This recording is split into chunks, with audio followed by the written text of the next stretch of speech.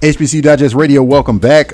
We are privileged to bring you today the launch of our HBCU Experts Series. So this is a little bit different. You guys are used to this podcast air being dedicated to conversation and dialogue about HBCU specific, what's going on our campuses, what are some of the outcomes that we can expect for things that happen around our campuses and the way that they affect our campuses. But this is different.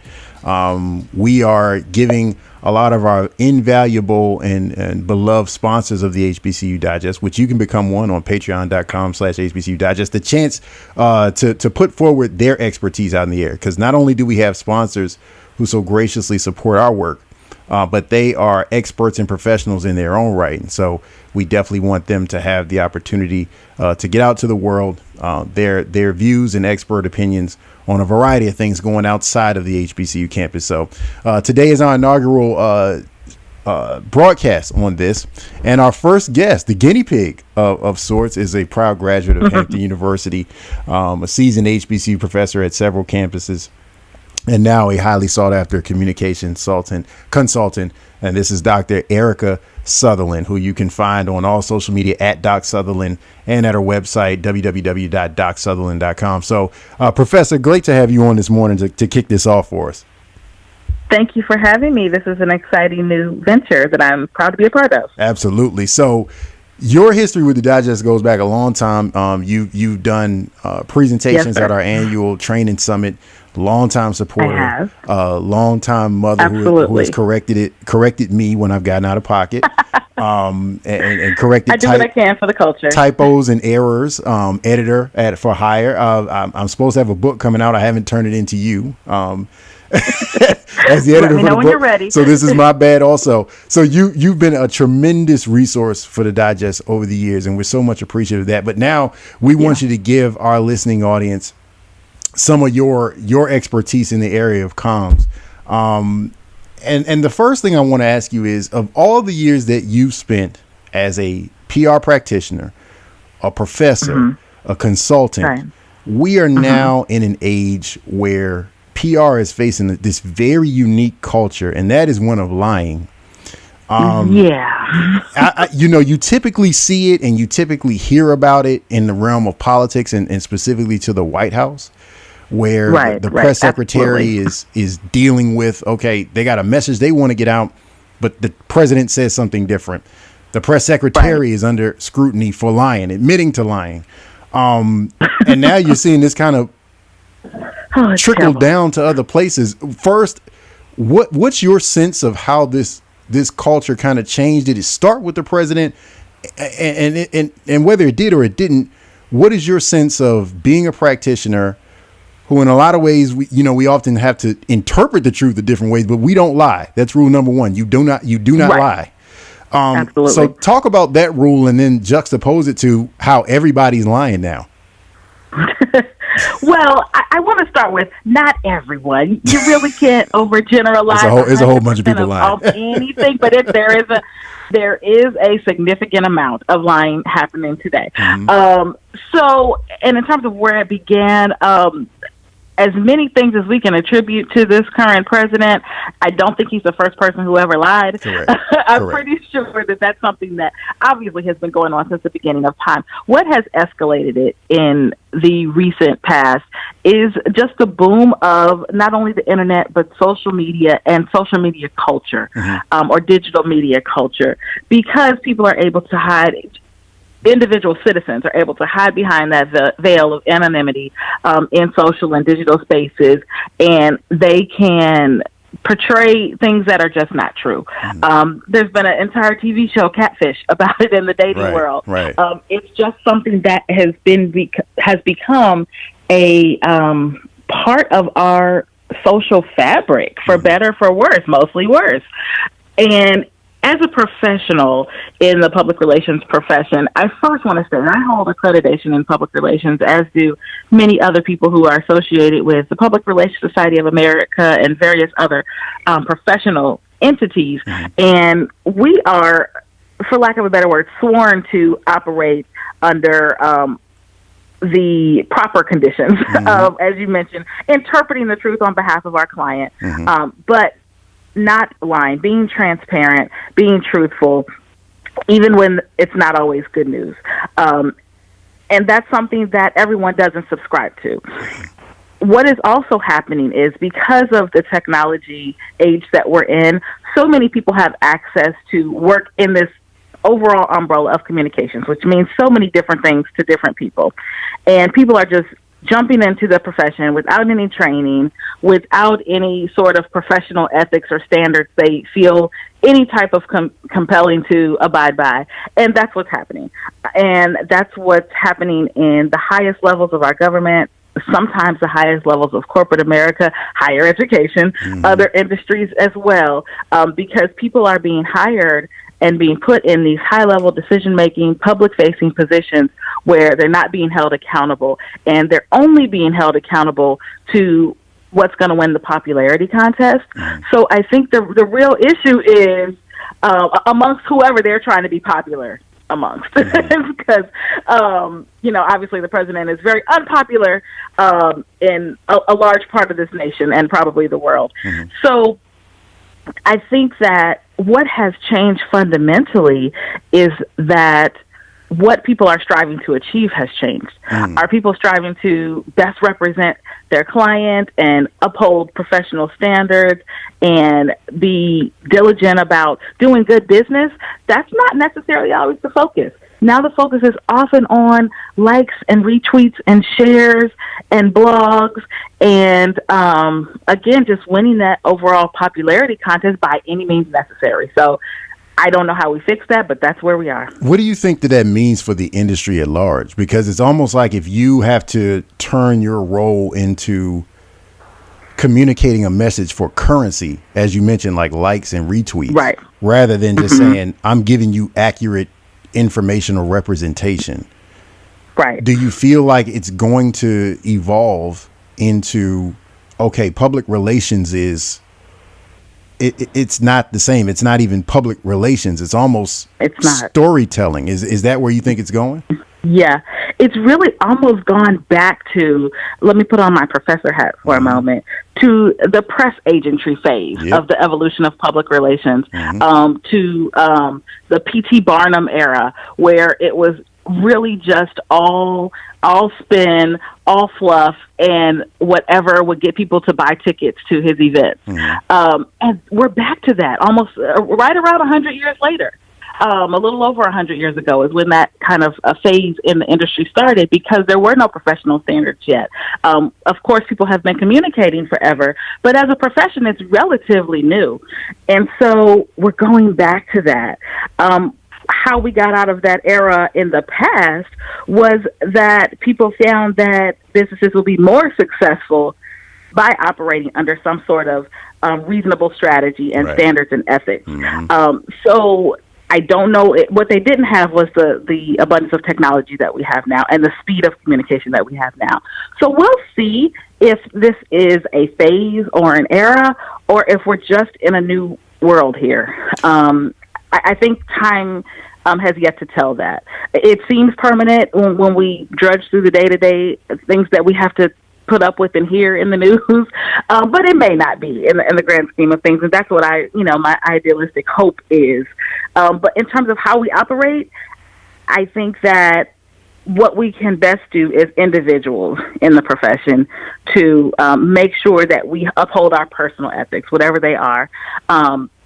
And I would like to believe that most individuals have a personal ethic that won't allow them to just outright lie on behalf of a client. Of course, there are people who do that, and I'm hoping that the majority is the flip side of that.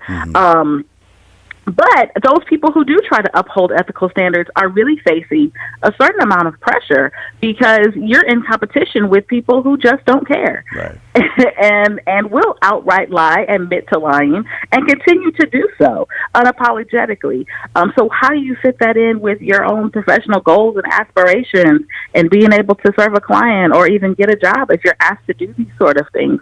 I think that it's really getting tougher, and it really boils down to hopefully someone having a seat at the table in the organization, in that C-suite, being able to say, okay, we need to operate strategically. And within that strategy, we have different functions. And if people can find their best fit within this crazy space, then that would be the ideal situation. Let's talk about two of those functions primary. One, if I do something good, I want everybody to know about it. If I'm in crisis, I have to respond and get out of it. So let's talk about two examples, or one example of each. One, let's start with the bad one. So if you were the press consultant or the press secretary for Baltimore Mayor Catherine Pugh, for example, she recently she resigned last week. This is on the tail end of a lot of scrutiny over, some contracts that she had leading up to it. This is a sister who's a Morgan graduate, HBCU alum. You are proximate to Baltimore City. You are in the Baltimore, Washington metropolitan area. You know the public here. So what kind of counsel would you give her about, okay, this is the first week after you're out. So how do we handle this now? Because we're on the back end of the crisis, but you're still very much in it. So how would you advise her about what happens today going forward? Right. I believe that in the best essence of interest of the city, and especially other Black women who may aspire to office and they're being categorized in a group with people who have had various scandals along the year, along the history of especially Baltimore. I think that it would be important and ideal for her to really be transparent and say, I am guilty of,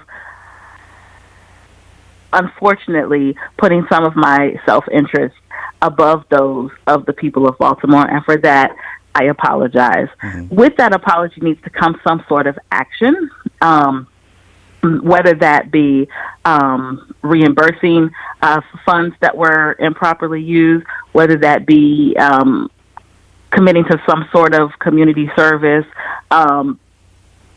publicly or privately, but something to show that she does care about the well-being of the city on an ongoing basis, not a one-time, let's go to a food bank and do service for 2 hours and do a photo op. Something that would be more ongoing is what would be ideal to help people be more drawn to believe her, because people are already inherently distrustful of politicians, especially politicians who have resigned due to a scandal for obvious reasons. So that would be the ideal situation. And especially if she ever intends to enter public life again, she's going to need to clean this up. That's not always what happens. If she kind of wants to go quietly away into the sunset, you may have a different perspective of, I apologize that I wasn't able to fulfill all of my campaign promises. Here are some of the successes that we had during my time as mayor, and I look forward to seeing the city continue to thrive in these and other areas, and go on about your business. So it depends on really what she wants to do. If she wants to really clean up her image and potentially have a chance to do something public-facing in the future, that's plan A. If you just want to go off into the sunset with some sort of decency and self-respect, plan B.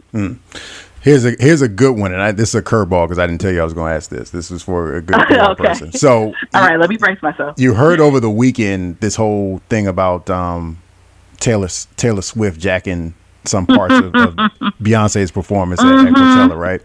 So if you're working with Queen B, right, and the internet's on fire, the Hive is on fire on Twitter, and the Swiftites are on fire. Absolutely. If you're working with Beyonce, is there something that you coach her? Is it leave it alone, or there are things that you can do that either interject or squash a lot of what's going on online? Because I would imagine branding wise, it works well for both.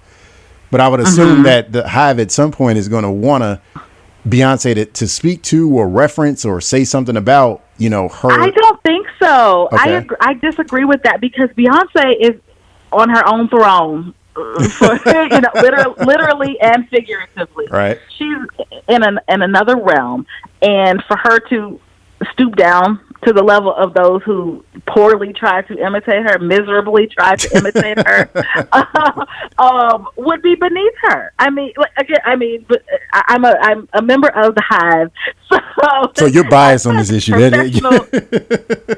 member of the Hive, and of course, I'm a member of the HBCU Hive. Right. So I tend to go hard for people who try to dilute what HBCUs are all about. Right. So, but I definitely think it's beneath her. Her brand, her performance, her impact with her Coachella or Beachella performance is so highly respected, and almost no one has anything bad to say about it. Leave it alone. Mm-hmm. Let the imposters be what they are. It's very clear what it is, and no statement needs to be made. The only thing she could possibly do is to continue to uplift HBCUs, release some another scholarship program. She already has some. Release another program that's going to help HBCU students or the schools themselves. Release a homecoming performance you're gonna show up for, just to divert the attention back to her. Mm-hmm. But I don't think we need to address the imposters at all. That's the thing, because it's so interesting. She doesn't seemingly need any brand help. She releases albums and movies with no marketing. She is a brand, right? So you don't.